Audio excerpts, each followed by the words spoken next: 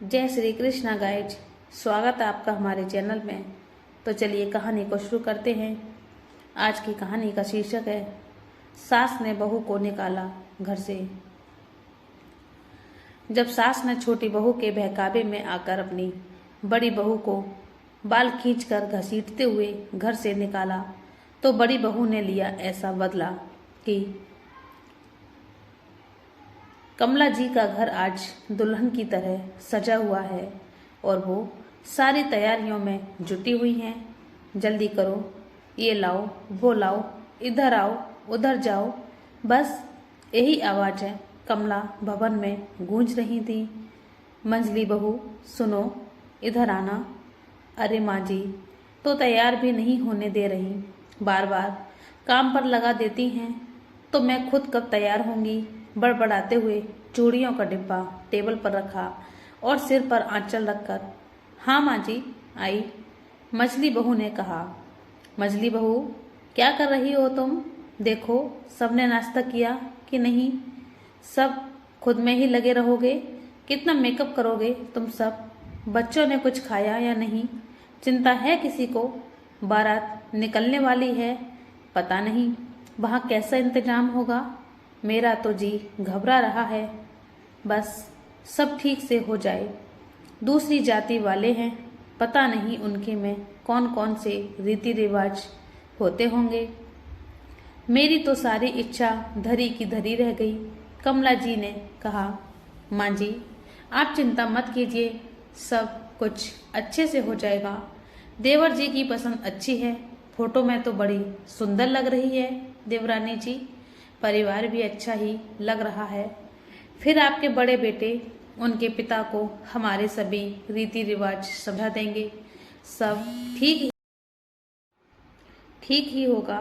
आप आराम से बैठिए, मैं आपके लिए चाय लाती हूँ, मछली बहू ने कहा। नहीं रहने दे, पहले देख सबने कुछ खाया या नहीं, कमला जी ने कहा। माँ जी सबने नाश्ता कर लिया है, बस थोड़ी देर में निकलने वाली है बारात, मछली बहू ने कहा। अच्छा चल ले आ, मेरे लिए एक कप चाय अच्छी सी बनाना। सुबह तो पता नहीं किसने बनाई थी, इतनी घटिया चाय थी, अभी तक जी मचला रहा है।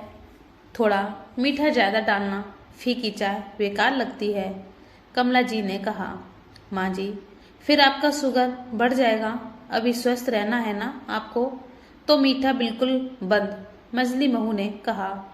मछली बहू एक कप मीठी चाय पीने से कुछ नहीं होगा, छोटे बेटे की शादी है, मीठा तो बनता है। ठीक है माँ जी लाती हूँ, सबसे पूछ भी लेती हूँ किसी ने चाय पीनी हो तो। वैसे अभी तो सब लोग कोल्ड ड्रिंक पी रहे थे। भाभी मेरे लिए एक कप, मेरे लिए भी। गौरी एकदम कड़क। दीदी मैं भी पीऊँगी। अच्छा लाती हूँ सबके लिए।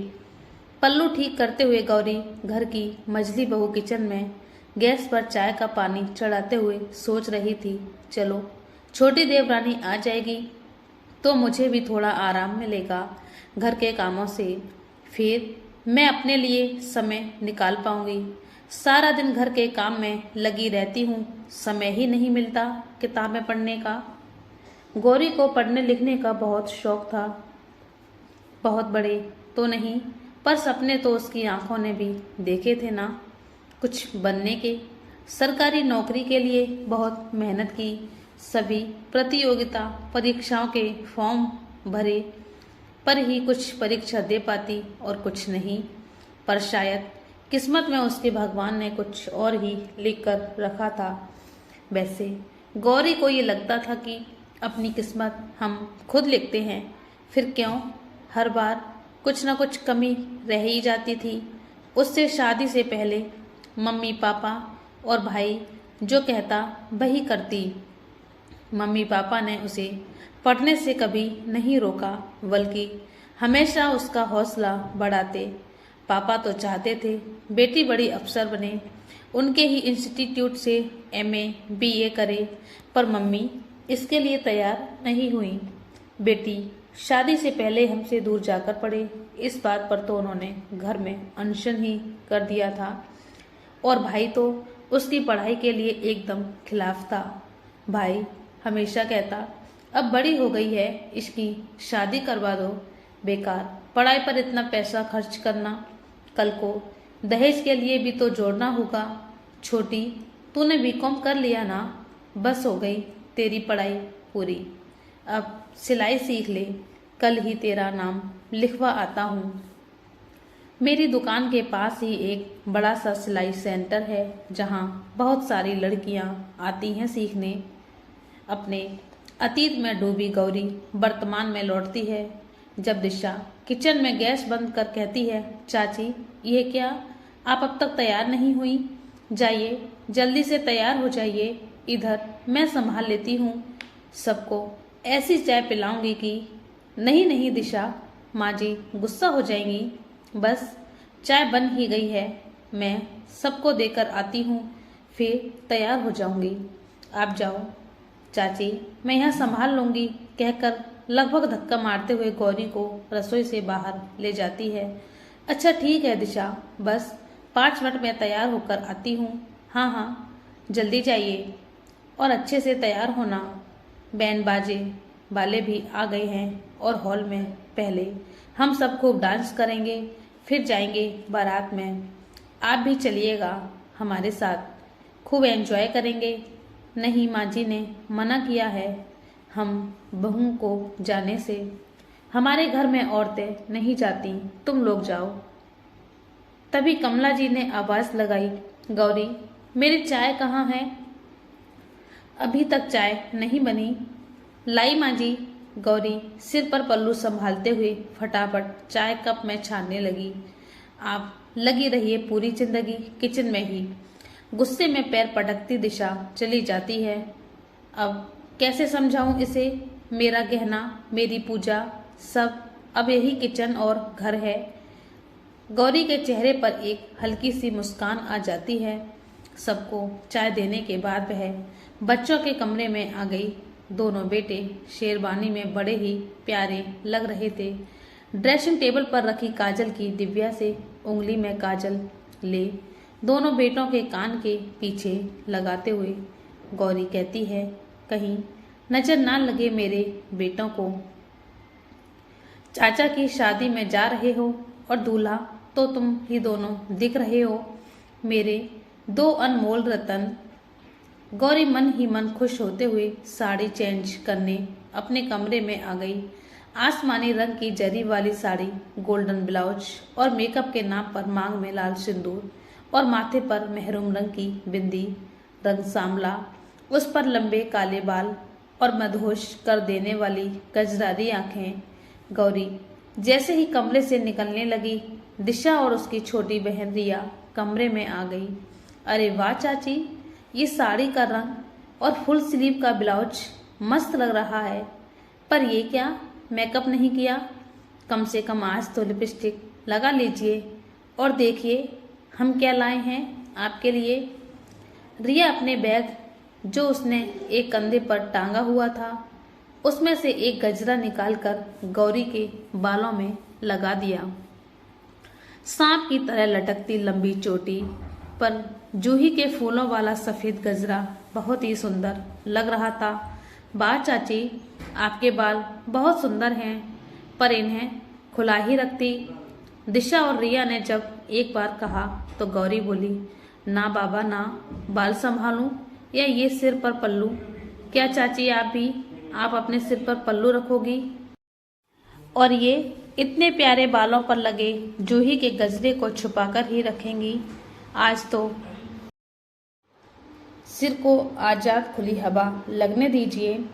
रिया ने अपने दोनों हाथों को फैलाते हुए कहा, मम्मी, बुआ और बड़ी चाची सब आपका आंगन में इंतजार कर रही हैं, जल्दी आओ। बंश दौड़ता हुआ आया। रुक छोटे, तुम जाओ, हम चाची को बस 5 मिनट में लेकर आते हैं, कहते हुए दिशा और रिया ने अपने मेकअप किट निकाली और गौरी के होठों पर मेहरून लिपस्टिक लगाई। दोनों अपनी कलाकारी दिखाने लगी तो गौरी हाथ जोड़कर बोली, बस हो गया मेरा मेकअप, और कितना रंगोगे मुझे? फिर धीरे से बुदबुदाते हुए खिड़की से बाहर नीले आसमान की तरफ देखते हुए बोली, भगवान ने मुझे रंगने में कोई कमी कहाँ छोड़ी। इस काले रंग पर पाउडर कितना भी लगाओ वो काला ही रहेगा। चाची आप भी ना, आप नहीं जानती आज आप कितनी सुंदर लग रही हैं। ये कहते हुए दोनों बहनें एक दूसरे को देखकर मुस्कुराईं। गौरी जानती थी उनके मुस्कुराने का कारण। सामने चाहें जो कहें, कितने भी प्यार से बात करें, पर वह मेरे बारे में क्या सोचती हैं सब पता है। रिया मैचिंग चूड़ियां पहनाते हुए बोली, अब चलो वरना हम तीनों को डांट पड़ेगी। आंगन में बैंड बाजा बजने लगा और सभी ने डांस करना शुरू किया। गौरी के पैर भी थिरकने लगे। स्कूल कॉलेज के हर फंक्शन पर डांस की प्रैक्टिस करती, कोई भी नया गाना सुनती, लोकगीत सुनती, उस पर खूब नाचती, पर उसे कभी स्टेज पर अपनी कला दिखाने का मौका मिला ही नहीं था। गौरी डांस बहुत अच्छा करती थी, आवाज़ भी बहुत मीठी और गला भी बहुत सुरीला था, पर स्टेज पर परफॉर्म करने के लिए तो हमेशा एक सुंदर चेहरा ही ढूंढा जाता और उसे हर बार रिजेक्ट कर दिया जाता। वो ग्रुप तैयार करती, डांस के स्टेप सिखाती, गीत लिखती, नाटक और निबंध लिखती, पर उसकी सारी मेहनत पर वाहवाही दूसरे ही लूटते। फिर धीरे धीरे उसने अपना नाम देना ही छोड़ दिया और नृत्य संगीत की तरफ से अपना ध्यान हटा पढ़ाई में ही खुद को झोंक दिया। किताबों से अच्छा दोस्त कोई नहीं होता, बस किताबें ही ऐसी होती हैं जो पढ़ने वाले के रंग रूप को देखकर ज्ञान नहीं देती।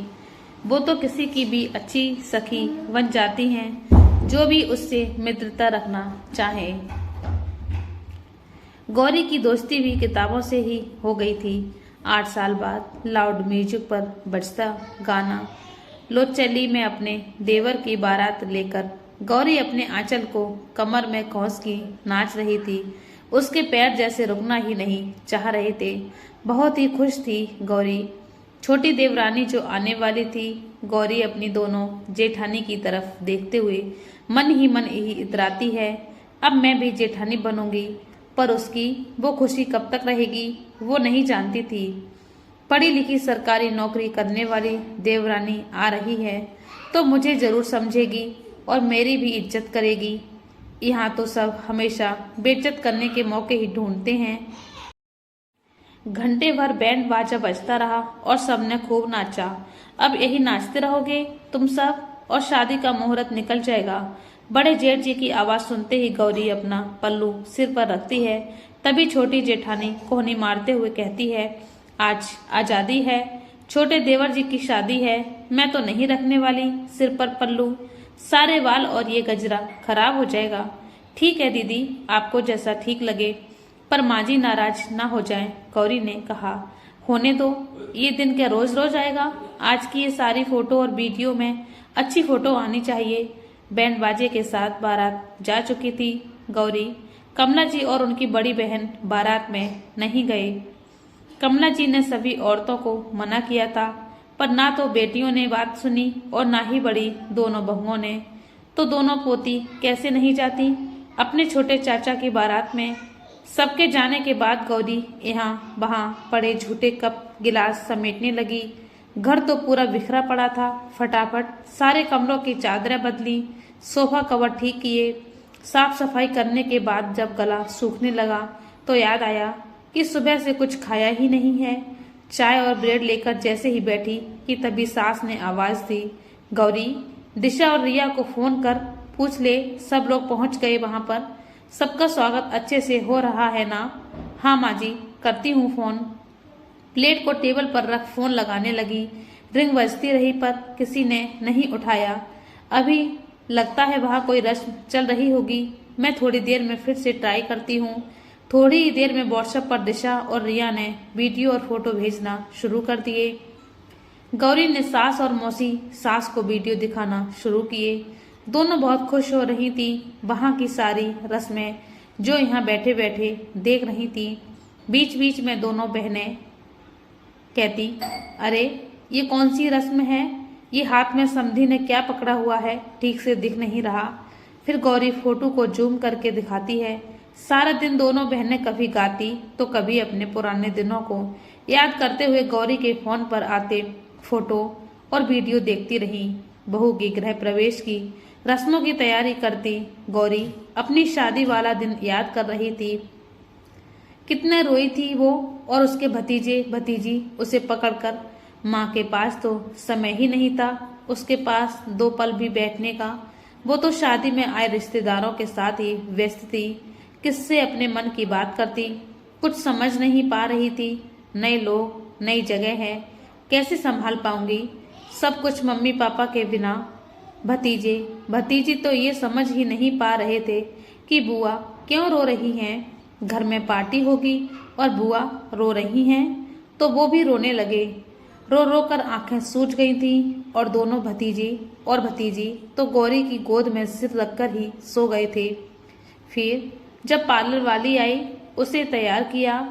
उन सूजी आंखों को मेकअप से सजाने की कोशिश करती रही जिसमें ढेरों सवाल थे। क्या विदाई के बाद मैं वाकई पराई हो जाऊंगी? क्या सब मुझे भूल जाएंगे? पापा की लाडली बिटिया थी, मेरी हर बात मानते थे पापा, फिर क्यों खुद से दूर कर रहे हैं?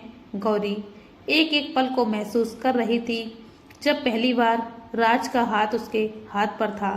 कन्यादान, फेरे, सारी रस्में और फिर विदाई, एक अनजान के साथ अनजानी जगह पर आना, सब कुछ कितना अजीब लग रहा था। राज और गौरी की अरेंज मैरिज हुई थी। गौरी के पापा को राज बहुत पसंद था और गौरी की पसंद क्या थी किसी ने जानने की कोशिश ही नहीं की।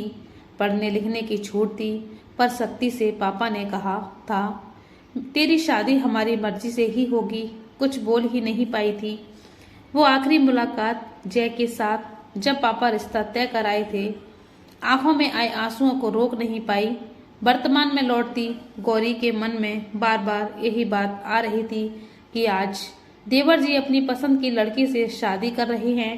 क्यों नहीं जय अपने माता पिता से अपनी शादी की बात कर पाया और क्यों नहीं मैं मम्मी पापा को जय से मिला पाई। रात 11 बजे दुल्हन को लेकर बारात लौट आई। सब दुल्हन की तारीफ कर रहे थे, सरकारी नौकरी और इतनी सुंदर। कमला जी तो बलाएं लेते न थक रही थी। नई बहू को सोने की चूड़ियां पहनाई। सारी रस्में और संगीत से घर की रौनक बढ़ रही थी। सभी रस्मों में लगे थे और गौरी किचन में। किसी को कॉफी पीनी थी तो किसी के लिए हॉर्लिक्स। बस सबकी पसंद नापसंद का ध्यान उसे अच्छे से रहता था। उसे भी तो कमला जी ने मुंह दिखाई में चांदी पर सोने का पानी चढ़ा हार का सेट जिसमें कान के झुमके और अंगूठी थी दिया था। पर आज भी वह शब्द गौरी के कान में गूंजते थे जब कमला जी के पास उसे ले जाया गया। छोटी बहू, छोटी बेटी गौरी का घूंघट उठा ही रही थी कि कमला जी बोल पड़ी, रहने दे छोटी, ये दे दे भाभी को। राज की दुल्हन के लिए बनवाए थे, इसके तो हाथ ही इतने काले हैं तो मुंह कैसा होगा। वैसे भी दूसरे की संतान मुझे नहीं सुहाती। काला रंग देखकर ही घिन आती है। वो तो उसका खानदान बहुत ही अच्छा है, किसी ने बताया ही नहीं था कि इसका रंग ऐसा है। ये शब्द तीर की तरह चुभ रहे थे और बार बार सोचने पर मजबूर कर रहे थे कि फिर क्यों दूसरे की संतान को अपने घर की बहू बना रही हैं। क्या पापा ने सच में मेरे रंग रूप के बारे में नहीं बताया था? आज भी तो दूसरे की ही संतान पर अपना प्यार लुटा रही हैं। छोटी बहू गोरी है, सुंदर है, सरकारी नौकरी करती है। क्या यही कारण है जो कमला जी को वो इतनी पसंद आई कि इतने महंगे सोने के कंगन उसे पहनाकर गले से लगाया? खुद को अतीत की यादों से निकालते हुए गौरी संभालने की कोशिश कर रही थी। मुझे इससे फर्क नहीं पड़ता और ना ही पड़ने दूंगी। मन में ठान कर किचन का काम पूरा कर वो भी नए जोड़े की रस्मों में शामिल हो गई। उसने भी अपने पैसे जमा करके एक चांदी की पायल, बिछिया और साड़ी देवरानी के लिए खरीदी थी। मुंह दिखाई में नई बहू को देते वक्त उसकी आंखों में बह पड़ रही थी जो नई बहू के मन में चल रहा था। शादी के 4 दिन बाद रिसेप्शन था। कमला जी और उसके 4 बेटों ने इस शादी पर खूब खर्च किया था। पार्टी की तैयारी भी जोरों पर थी। शादी बहुत ही साधारण तरीके से एक छोटी सी धर्मशाला में हुई थी, क्योंकि अन्य जाति में विवाह होने के कारण अपने बहुत से रिश्तेदारों और दोस्तों को नहीं कह पाए थे, तो उसकी कमी पूरी करनी थी। छोटा बेटा सबका लाडला भी तो था। गौरी से उसका देवर उम्र में 2 साल बड़ा ही था। जब वो शादी के बाद ससुराल आई तो राजीव, उसका देवर भी बीए प्रथम वर्ष में ही था। उसका पढ़ाई में बिल्कुल मन नहीं लगता था। 12वीं के बाद आगे पढ़ना ही नहीं चाहता था। वो तो जबरदस्ती उसके भाई ने उसका एडमिशन करवा दिया। गौरी, जिसकी किताबें उससे दूर हो गई थीं, खुद को अपने इस नए परिवार में इतने लोगों के बीच बिल्कुल अकेला पाती थी। राजीव को तो बस मौका मिल गया था अपने असाइनमेंट पूरे करने के लिए। उसने गौरी से पूछा। जब राजीव ने अपनी किताबें और नोटबुक गौरी के हाथ में थमाई तो उन्हें देखकर गौरी सोचने लगी कि पॉलिटिकल साइंस, हिस्ट्री ये तो मैंने कभी नहीं पढ़े थे। कोई बात नहीं भाभी, आपको बस देखकर लिखना ही तो है, राजीव ने कहा। अब जब भी समय मिलता गौरी देवर जी के असाइनमेंट तैयार करती। कॉमर्स की स्टूडेंट को इतिहास और राजनीतिक विज्ञान में भी जिज्ञासा बढ़ने लगी। उसे देवर जी की किताबें पढ़ना, नोट्स बनाना, प्रश्नों के उत्तर ढूंढना बहुत अच्छा लगता। पर एक दिन जब गौरी के जेठ जी को पता चला तो गौरी को भी डांट पड़ी। बहू, ये क्या कर रही हो? राजीव अपना काम तुमसे करवाता है और खुद दोस्तों के साथ समय बर्बाद करता है। उसे कुछ समझ नहीं आए तो मदद मांगे। ये क्या कि सारा लिखने का काम तुमसे करवाता है। उन्होंने अपने छोटे भाई पर भी बहुत गुस्सा किया। उम्र में तुझसे छोटी है और एमकॉम फाइनल में है, और एक तू भी बीए में ये 4थी बार तेरा एडमिशन करवाया है। उस दिन के बाद तो राजीव अपनी छोटी भाभी को अपना दुश्मन ही समझने लगा था। राजीव अब गौरी से हमेशा किसी न किसी बात पर लड़ता और अपनी माँ से गौरी की शिकायत करता रहता। देवर के रूप में एक भाई, एक दोस्त दिखा। वो भी कुछ ही महीने में दुश्मनी निभाने लगा। तब गौरी बहुत उदास रहती। उस समय उसने अपनी माँ से मिले हुनर की याद आई। उसने अपने सास और दोनों ननदों की साड़ियों में फॉल लगाना शुरू किया।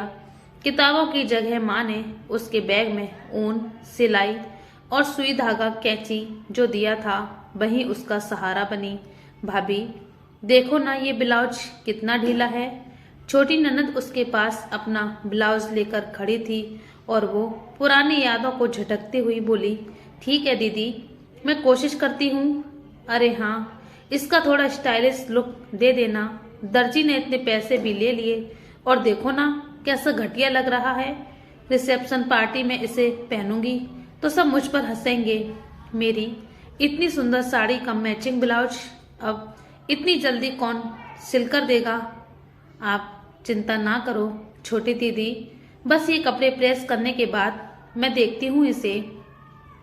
कपड़ों का ढेर एक तरफ करते हुए मीरा, गौरी की छोटी ननद, बोली, भाभी ये सब सारे कपड़े मैं प्रेस कर दूंगी, आप बस मेरा ये ब्लाउज जल्दी से ठीक कर दो। आप रहने दो दीदी, कपड़े मैं बाद में प्रेस कर लूंगी, पहले आपका ये ब्लाउज भी ठीक कर देती हूँ। उसकी बाजू भी बहुत ज़्यादा ढीली थी तो गौरी ने अपना क्रिएटिव माइंड लगाया तो वो ब्लाउज एकदम स्टाइलिश लगने लगा।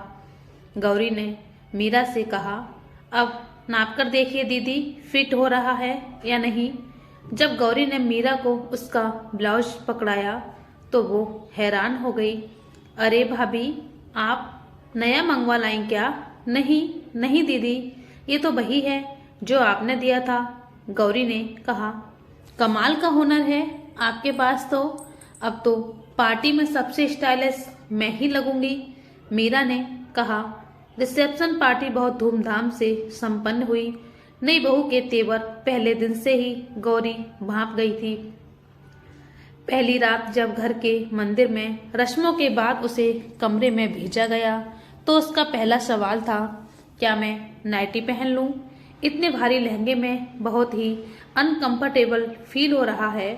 गौरी ने समझाते हुए कहा, अपने कमरे में ही रहना, बाहर नाइटी पहनकर मत निकलना। सासू माँ को पसंद नहीं है और अभी घर में बहुत सारे मेहमान भी हैं, तो हल्की साड़ी या सूट सलवार पहन लेना। पर नई बहू ने कहाँ मानी थी गौरी की बात। वो तो अगले दिन नाइटी पहने ही पूरे घर में घूम रही थी। तो अपनी नई लाल चुन्नी ही गौरी ने उसे देते हुए कहा था, रिंकी कम से कम रूम से बाहर निकलते हुए सिर ढक लिया करो, हम लोग जेठ जी से पर्दा करते हैं। रिंकी बोली, नहीं दीदी, मुझसे नहीं होगा ये घूंघट में रहना, जैसे तुम्हारी मर्जी। ये कहकर गौरी अपने कमरे में आ तो गई थी, पर उसे चिंता हो रही थी कि अगर सासू माँ ने या जेठ जी ने इसे इस तरह इन कपड़ों में देख लिया तो पता नहीं क्या होगा। शादी में आए सभी मेहमानों और रिश्तेदारों के जाने के बाद गौरी के छोटे जेठ जी रमन ने खुश होते हुए कहा, चलो अच्छा है, भीड़ कम हुई, अपना ही घर धर्मशाला जैसा लग रहा था। कमला जी बोली, क्या रमन, दीदी और दोनों बेटियों के जाने के बाद अब घर कितना खाली खाली लग रहा है।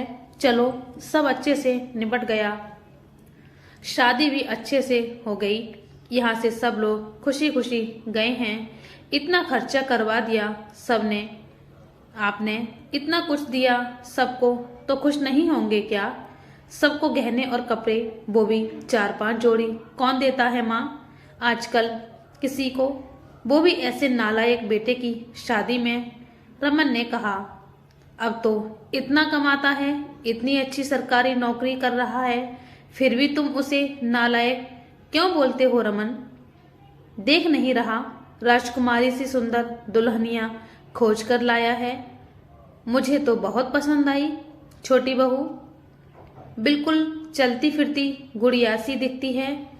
आप अपने लाडले का ही पक्ष लो माँ, आपके लाड प्यार ने ही उसे बिगाड़ दिया है। अपने से 15 साल छोटी दूसरी जाति की लड़की के प्रेम चक्कर में फंस गया। अब मेरी बेटियों की शादी में कितनी अड़चनें आएंगी, आपको अंदाजा भी है। इतने सालों से शादी के लिए मना कर रहा था, और अब जब दोनों भतीजी शादी लायक हो गई हैं तो इसे दूल्हा बनने की सूझी है। सब कितना हंस रहे थे माँ, आप ये नहीं जानती, रमन ने कहा। गौरी किचन में काम करते हुए दोनों माँ बेटे की बातें सुनकर मन ही मन सोच रही थी कि सासू माँ का राज अब खत्म होने वाला है। शायद ये भी नहीं जानती रिंकी हमारी तरह है, इनकी हर बात मानेगी। मुझे तो बिल्कुल नहीं लगता, बहुत ही तेज और चालाक है वह। बहुत सोच समझकर अपने से उम्र में इतने बड़े लड़के से शादी की है, बहुत सारी शर्तों के साथ इस घर में रहने को तैयार हुई है। बता रही थी कि अपनी सैलरी के सारे पैसे पहले की तरह अपने पापा के खाते में ही भेजेगी। रिंकी के पिताजी की नौकरी 5 साल पहले ही छूट गई थी, तब से घर का खर्च रिंकी ही उठाती आई है। तो शादी ऐसे ही लड़के से करती जो उसे अपनी मम्मी पापा के पास रोज जाने दे और उनका पूरा खर्च उठाए भी, और मेरे पैसों का कोई हिसाब ना ले। बड़ी हैरानी हो रही थी उसकी बातें सुनकर। जब रिंकी ने कहा था, दीदी जिस दिन राजीव ने मेरी कोई भी बात मानने से इनकार किया, मेरा बोर या बिस्तर पैक हो जाएगा। 4 दिन की आई लड़की इस तरह बोल रही थी, घर के सारे संस्कारों की धज्जियां उड़ा रही थी। सासू माँ ने हमें जो सिखाया बताया, हमेशा हम वैसा ही करते आए, फिर भी तो हमेशा नाराज ही रहती हैं सासू माँ हमसे। शादी के 5वें दिन ही ऑफिस जाने के लिए ब्लैक टाइट जीन्स और ब्लैक स्लीवलेस टॉप पहनकर जब सासू माँ के पैर छुए तो कितनी खुश हो रही थी माँ उसे देखकर। ये वही हमारी सासू माँ है, विश्वास ही नहीं हो रहा था। गौरी का जो जरा सा सिर पर से पल्लू खिसकने के बाद घर में कोहराम मचा देती थी। शादी के इतने सालों बाद भी हम तीनों बहुओं को माँ ने कभी काला सफेद कपड़ों को पहनने की इजाजत नहीं दी। कभी हल्के रंग की साड़ी अगर पहन भी लेते तो तुरंत बदलवा दिया करती, और दोनों जेठानी को काले रंग की साड़ी बहुत पसंद थी, पर कभी पहनने ही नहीं दिया। समय के साथ इंसान की सोच इतनी बदल जाती है, बदल भी जानी चाहिए, ये सही है। पर ये क्या, कल ही ना सास रीना दीदी दिशा की मम्मी को इतना डांट रही थी जब उनकी भाभी ने उन्हें उनके जन्मदिन पर काले और स्लेटी बॉर्डर वाली साड़ी गिफ्ट में दी थी। सबके सामने ही तो माँ ने उस साड़ी को दीदी के हाथ से लगभग छीनते हुए कहा था कि खबरदार, इस रंग के कपड़े पहने तो। उनकी भाभी को कितनी शर्मिंदगी हुई थी। उनकी आंखों से लुढ़कते आंसू बता रहे थे कि कितना दुखी हुई थी वो। बस एक रात में ही ये सोच कैसे बदल गई। क्या छोटी बहू की सरकारी नौकरी है सिर्फ इसलिए, या छोटे बेटे ने अपनी पसंद से शादी की है इसलिए? मैं भी ना क्या क्या सोच रही हूँ। छोड़ो, मुझे क्या फर्क पड़ता है, जो जैसे रहता है रहने दो। खुद को ही अपने ख्यालों से बाहर निकालती हुई सारे धुले बर्तनों को सजाकर गौरी अपने कमरे में आ गई। घर के बरामदे में बैठकर सबके ऑफिस जाने के बाद गौरी अपने दोनों बेटों को पढ़ा रही थी। बच्चों की गर्मियों की छुट्टियां भी चल रही थी। कमला जी वहीं बैठी अनार के दाने निकाल रही थी। तभी गेट पर पोस्टमैन ने साइकिल की घंटी बजाई। गौरी आंचल सिर पर ठीक करते हुए दरवाजा खोलने गई। जैसे ही पोस्टमैन ने उसे देखा, वो बोला, घर में कोई और नहीं है क्या? यहाँ साइन करने हैं, जाओ किसी को बुला लाओ। तुमसे नहीं होगा, दीजिए पेपर, मैं कर देती हूँ साइन। ये ले, अंगूठा लगा दे। लिखना आता है तुझे जो साइन करेगी? क्या हुआ मजली बहू, कौन है गेट पर? कमला जी ने तेज आवाज में कहा। कोई नहीं माँ जी, डाकिया है, इनकी रजिस्ट्री चिट्ठी आई है, बस आ रही हूँ लेकर। तभी रिया ट्यूशन से लौटकर आ रही थी। गेट पर डाकिया ने जैसे ही उसे देखा बोला, अच्छा हुआ बिटिया जो तुम आ गई। लो, इस पेपर पर यहाँ साइन कर दो। रिया ने साइन करके वो लिफाफा डाकिया के हाथ से ले लिया। गौरी की आंखों से आंसू छलक आए। आज डाकिया ने उसके पहनावे को देखकर यह अंदाजा लगाया कि वो अनपढ़ है। क्या पहनावे से किसी के अंदर का ज्ञान छप जाता है? गौरी के आंसू रुक नहीं पा रहे थे और जैसे ही कॉपी के पन्ने पर लुढ़के वंश ने देख लिया और बोला, मम्मा आप क्यों रो रहे हो? किसने मारा है आपको? गौरी का मन कर रहा था खूब चीखे चिल्लाए और कहे, किस्मत ने मारा है, संस्कारों ने मारा है। दिल्ली विश्वविद्यालय से पढ़ी, अपने स्कूल कॉलेज में हर साल अव्वल आती। गौरी को आज एक डाकिया अनपढ़ समझ बैठा। सिर्फ उसके कपड़ों को देखकर, उसके रहन सहन को देखकर गौरी आंसू पोंछते हुए वंश को गोदी में बिठा लेती है और अंश उसके कंधे पर सिर टिका देता है। मम्मा आप रोती हुई अच्छी नहीं लगती, मत रोना प्लीज। कमला जी जो किचन में अनार का जूस बनाने चली गई थी, 2 गिलास में जूस लाकर अपने पोतों को दिया। मन लगा कर पढ़ो, बड़ा अफसर बनना है ना तुम दोनों को। जल्दी से ये अनार का जूस खत्म करो। बहू तुम उठो, जाओ और किचन साफ करो। जूसर साफ करके धूप में रख दो। गौरी को तो आज हर बात पर रुलाई फूट रही थी। उसके क्या क्या सपने थे, पढ़ लिख कर एक बड़ा अफसर बनना। उसने भी तो कितनी मेहनत की थी, दिन रात एक कर दिया था पढ़ाई में। शादी के बाद कुछ साल नौकरी भी की थी। स्कूल में मैथ और कंप्यूटर की टीचर थी गौरी, पर बच्चों के कारण और घर में होती रोज रोज की खिटपिट के कारण उसे नौकरी छोड़नी पड़ी। शाम को जब छोटी बहू ऑफिस से घर आई तो कमला जी ने गौरी से कहा, जूस और ये नाश्ता जाकर छोटी को देकर आ, थक गई होगी वो। गौरी ट्रे हाथ में लिए छोटी बहू को जूस और फ्राइड काजू बादाम छोटी के कमरे तक ले जाने में अपने अतीत में जा रही थी। जब वो स्कूल से आती 6 घंटे लगातार खड़े रहने के बाद थक कर चूर हो जाती थी, पर आते ही अपना बैग को किचन में रखा, हाथ पैर धोकर झूठे बर्तन के ढेर उसके ही इंतजार में रहते थे। फिर साफ सफाई, सारे काम के बाद कहीं जाकर वो अपने कमरे में कपड़े बदलने जा पाती थी। हर महीने की पूरी सैलरी सासू माँ के हाथ में देती थी। नौकरी तो मैं भी करती थी, फिर इतना भेदभाव क्यों? सासू माँ के कहने पर ही नौकरी शुरू की थी और उनके मना करने पर ही छोड़ भी दी थी। कमला जी के घर में वर्षों से चलते नियमों की धज्जियां उड़ाई जा रही थीं, जिसका विरोध खुद कमला जी भी नहीं कर रही थी, बल्कि ये बदलाव तो उन्हें भी पसंद आ रहा था, जो गौरी को मन ही मन बहुत अखर रहा था।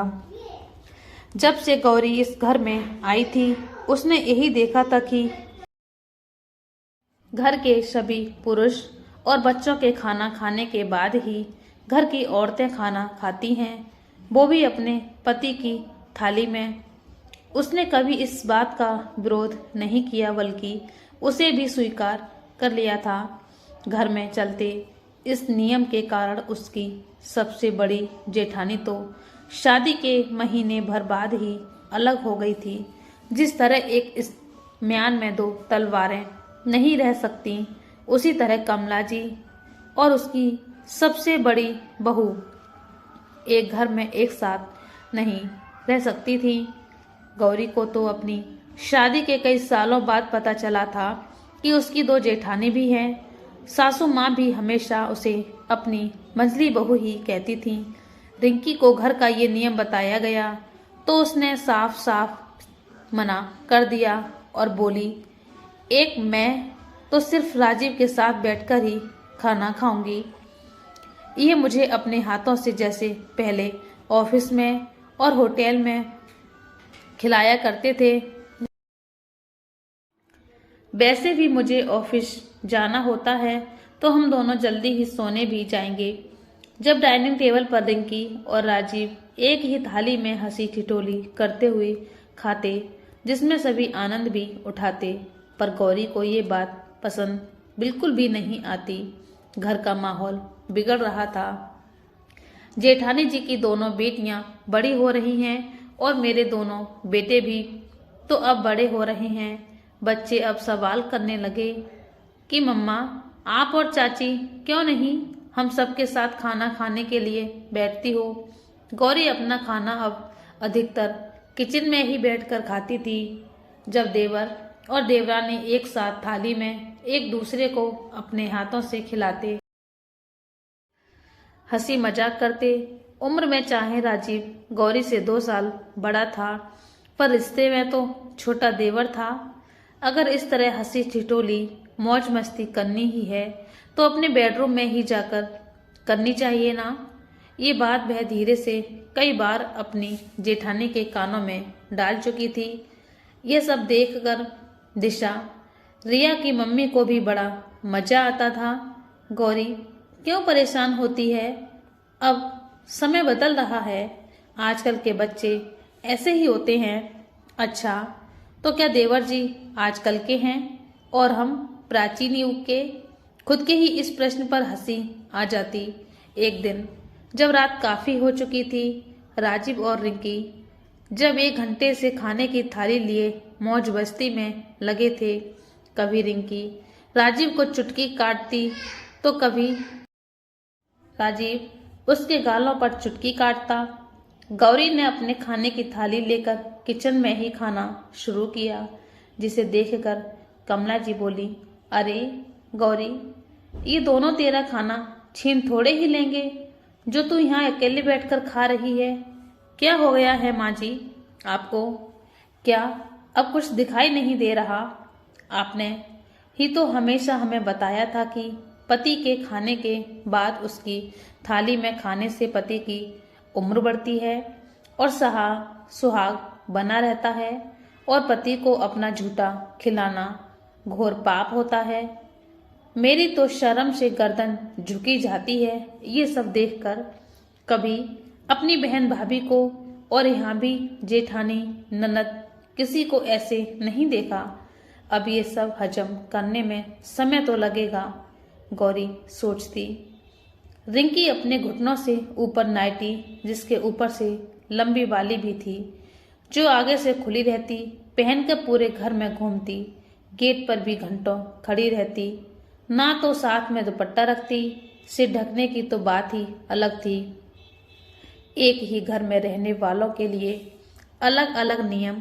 गौरी भी रात को नाइटी ही पहनती थी, पर सोते वक्त कभी किसी ने उसे बेडरूम से बाहर नाइटी में नहीं देखा था। हमेशा साड़ी पहनकर ही अपने कमरे से बाहर निकलती। उसने जैसे अपनी सास और जेठानी को हमेशा देखा, वो वैसे ही रहती थी। वो तो यदि कभी किसी काम से या मायके सूट पहन कर जाती भी तो कमला जी के गुस्से की शिकार होती और उसे आते ही सबसे पहले सूट बदलकर साड़ी पहननी पड़ती। गौरी को तो उल्टा पल्ला करने की भी इजाजत नहीं थी। दिल्ली महानगर में पली बड़ी गौरी खुद को इस तरह ढालती आई थी जैसे गांव की पली बड़ी हो। अपनी बहुओं के लिए खाने और कपड़ों के साथ कमला भवन में एक और कड़ा नियम था। बिहार का ये मैथिली परिवार अपनी संस्कृति और संस्कारों को बचाए हुए था।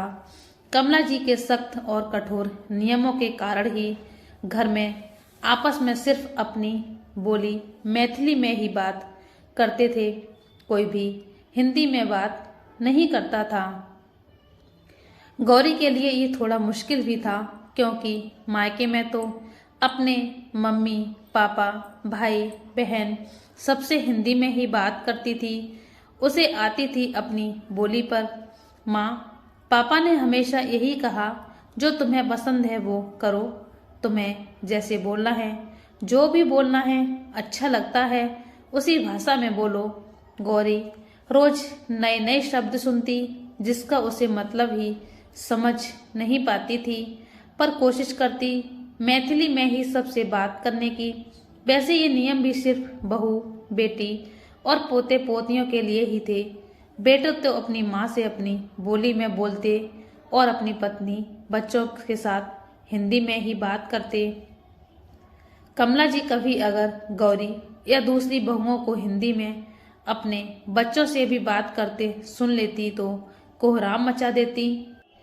घर में कहती, मेरे मरने के बाद जो भी करना हो करते रहना, अभी मेरे सामने ये सब नहीं चलेगा। अब ये क्या? कमला जी घंटों सोफे पर बैठ अपनी छोटी बहू के साथ हिंदी में बातें कर खूब खुश दिखाई दे रही थी। ऐसा नहीं था कि रिंकी मैथिली बोल नहीं सकती थी, चाहती तो सीख सकती थी। वैसे भी भोजपुरी और मैथिली में कोई ज़्यादा फर्क तो है नहीं। उसकी मम्मी डैडी तो आपस में अपनी भोजपुरी में ही बात करते हैं। वो कहती, मुझे नहीं अच्छी लगती ये गांव वाली बोली। हम तो घर में मम्मी डैडी के साथ भी हिंदी में ही बोलते हैं। गौरी ने तो खुद को हर तरह से बदल लिया था। रहन सहन, खान पान, बोलचाल सब कुछ तो है, पर उसकी ही तरह छोटी बहू खुद को बदलेगी या फिर घर के नियमों को? घर में सब लोग रिंकी पर अपना प्यार लुटाते। वो देखने में भला की खूबसूरत, सरकारी नौकरी वाली और हमेशा सबके लिए कुछ न कुछ लाना और तरह तरह का खाना बनाकर सबको रिझाना उसका काम था। जब भी उसके ऑफिस की छुट्टी होती तो वो अपनी पसंद का खाना बनाती, कभी डोसा इडली तो कभी चाउमीन पास्ता। बच्चे खुश होकर खाते और छोटी चाची के गुणगान गाते। जब रात का खाना रिंकी बनाती, खूब मसालेदार और तीखा, जो राज उनके बड़े भाई और गौरी से बिल्कुल भी नहीं खाया जाता। गौरी रिंकी को कितनी बार समझाती, अपने दोनों जेठ जी इतना मसालेदार खाना नहीं खा पाते, पर वो तो सिर्फ राजीव और अपने स्वाद से ही खाना बनाती और सारे झूठे बर्तन गौरी और उसकी जेठानी को ही मांजने पड़ते। रिंकी कहती, मुझे झूठे बर्तन मांजने में घिन आती है और बड़े बर्तन में नहीं मांज सकती। अपनी झूठी थाली और टिफिन बॉक्स सिंक में रखती तो गौरी ने कहा था, छोटी, हमारे यहाँ कोई काम वाली नहीं है, हम सब मिलकर ही सारा काम करते हैं। तो रिंकी कहती, आप हैं ना दीदी, बर्तन मांजने का काम तो आपका ही है ना, मैं रात की सब्जी बना दूंगी और रोटी आप बना देना, बर्तन मांजने मेरे बस का नहीं है। गौरी सोचती, जब सारा काम मैं ही करूंगी तो अपने पति और बच्चों की पसंद की सब्जी क्यों नहीं बना सकती। रिंकी को समझाना तो बेकार है, जिस दिन जितना बताओ मसाला कम डालना, उस दिन उतनी ही तीखी दाल सब्जी बनाती है।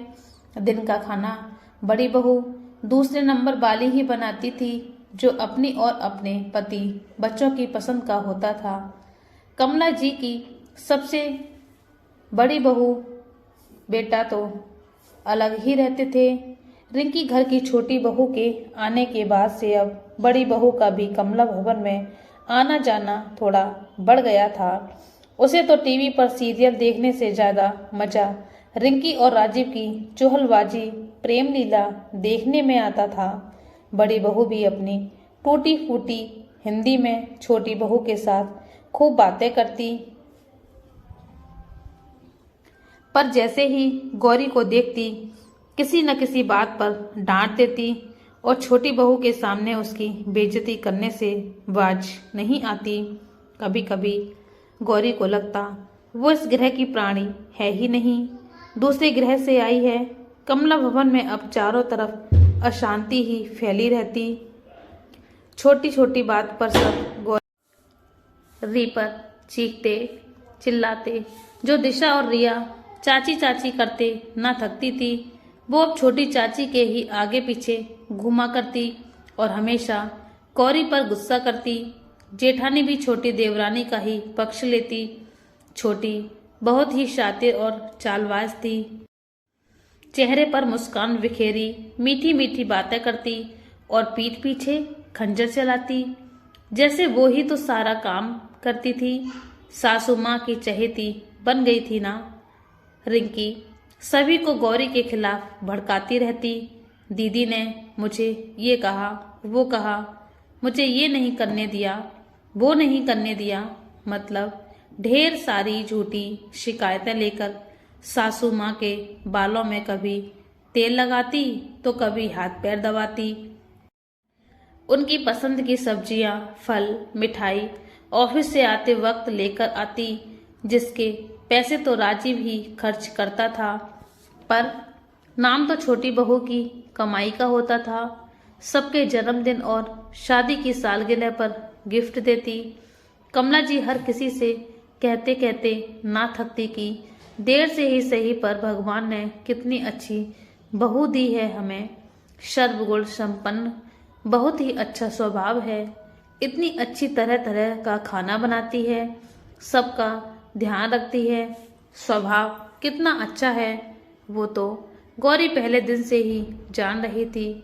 इसलिए सासू माँ खुश रहती हैं, क्योंकि रिंकी इतना खाने पीने का सामान अपने हाथ से सासू माँ को देती है।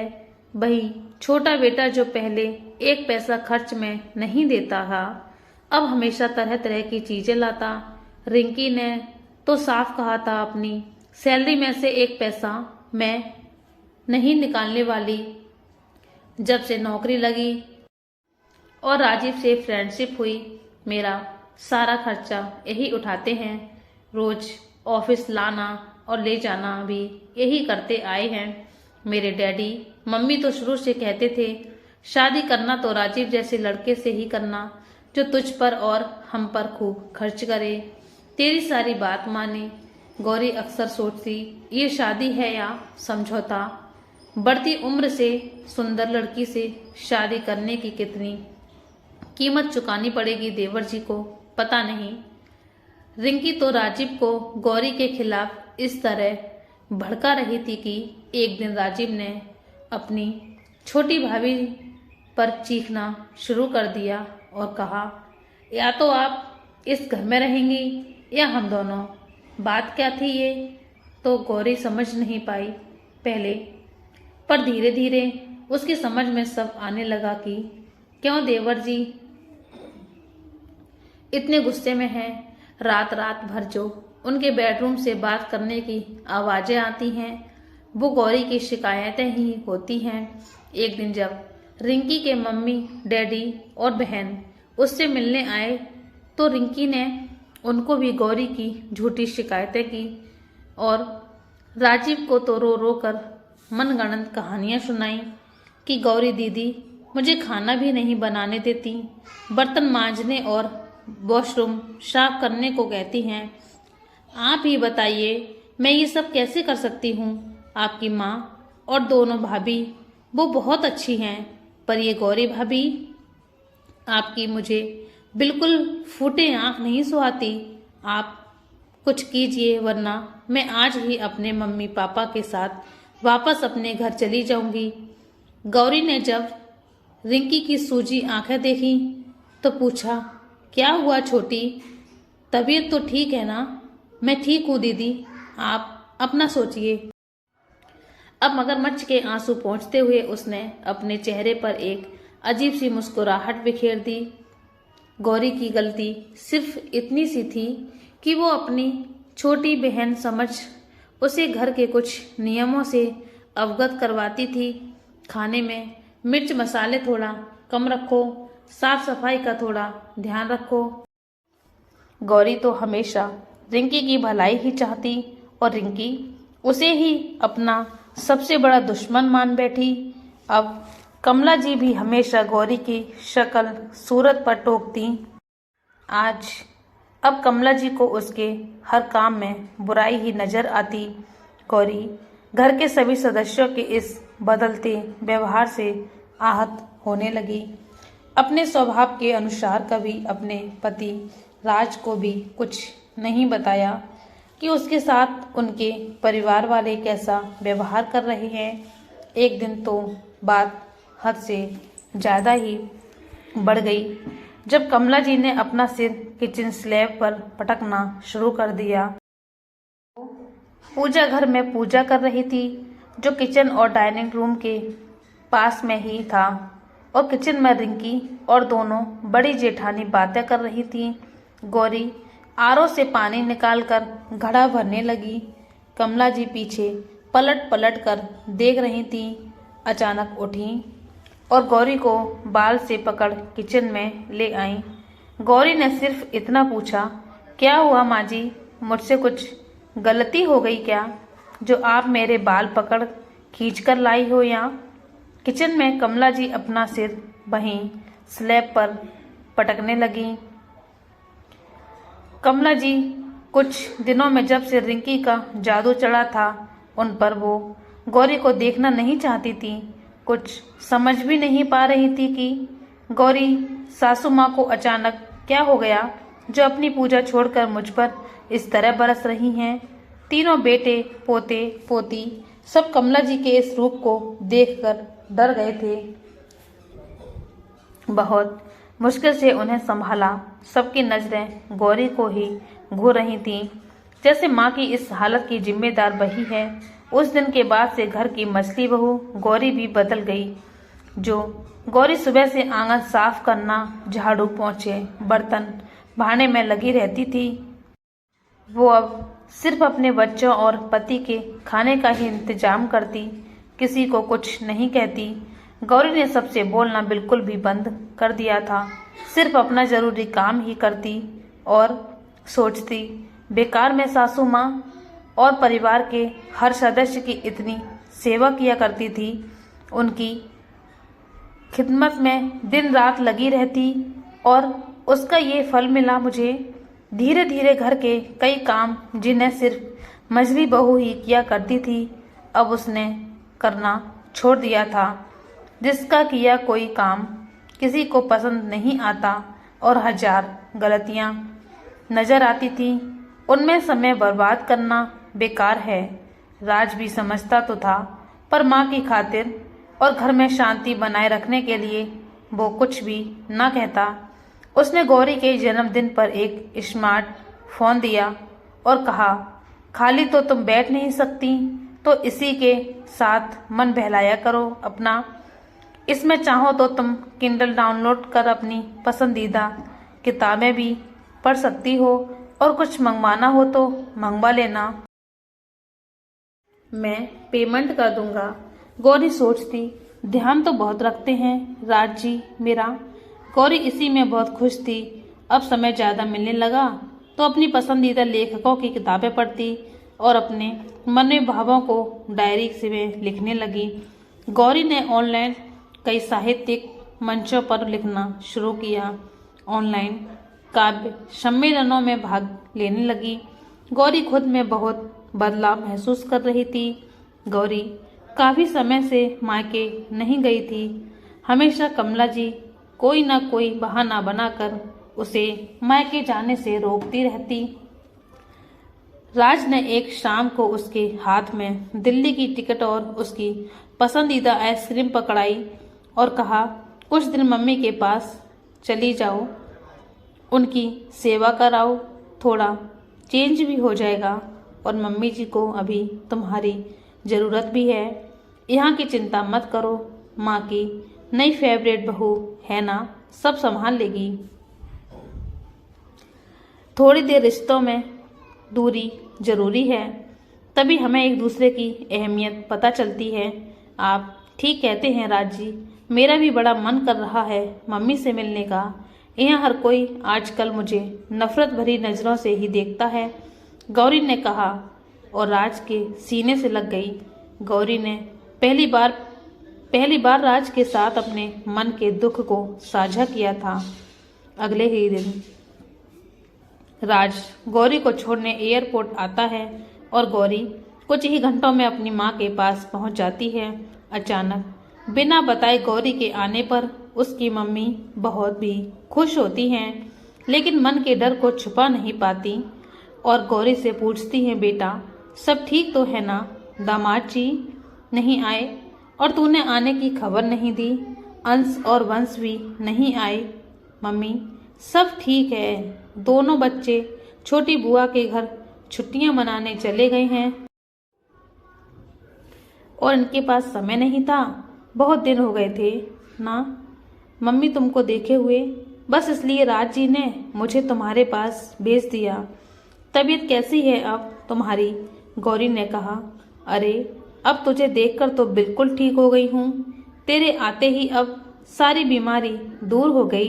1 महीने माँ के पास रहकर गौरी खुद को तरोताजा महसूस कर रही थी।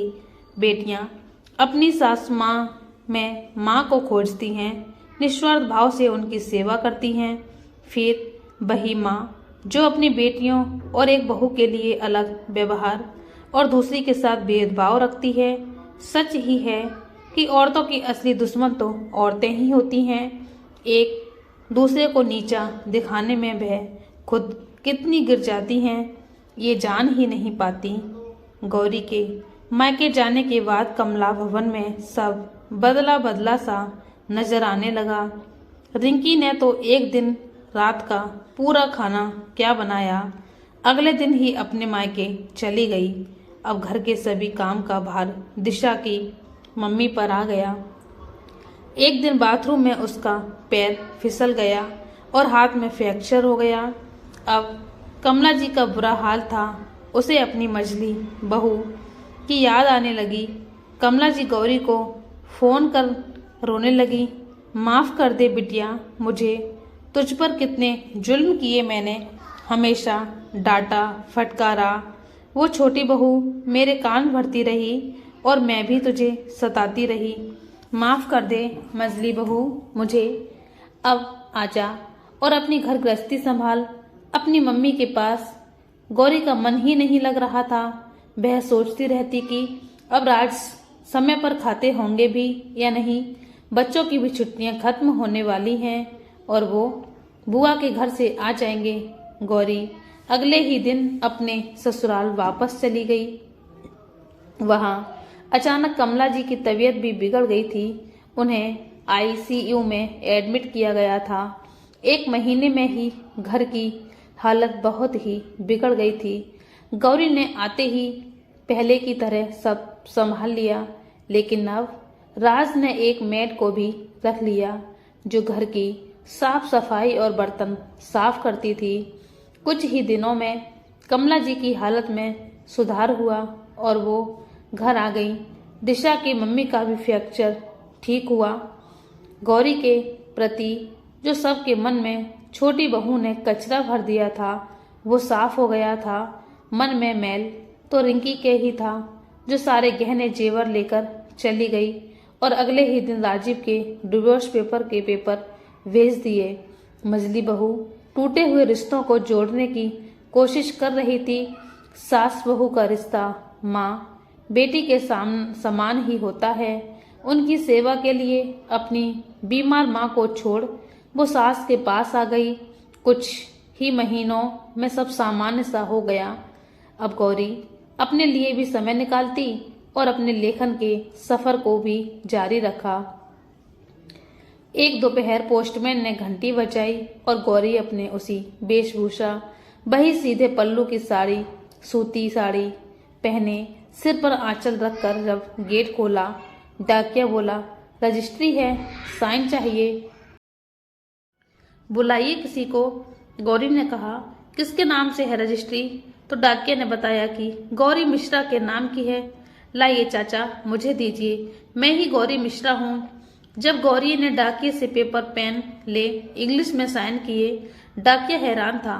चाचा जी, वेशभूषा पर मत जाइए, देखिएगा इसमें क्या है। गौरी ने वो लिफाफा खोला जिसमें गौरी के काव्य संग्रह की किताब थी और साथ में 33,000 का एक चेक जो पब्लिशर ने भेजा था। किताब के पीछे गौरी की तस्वीर और उसका परिचय भी लिखा था। पहचान किसी की बाहरी रूप, रंग और कपड़ों से नहीं होती। चाचा रुकिए, मिठाई खाकर जाना। गौरी ने कमला जी के पैर छूकर आशीर्वाद लिया।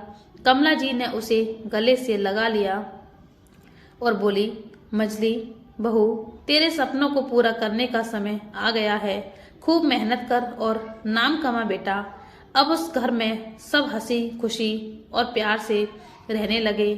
तो दोस्तों, ये कहानी आपको कैसी लगी हमें कमेंट करके ज़रूर बताना। और आप ये कहानी कहाँ से सुन रही हैं ये हमें ज़रूर बताएं।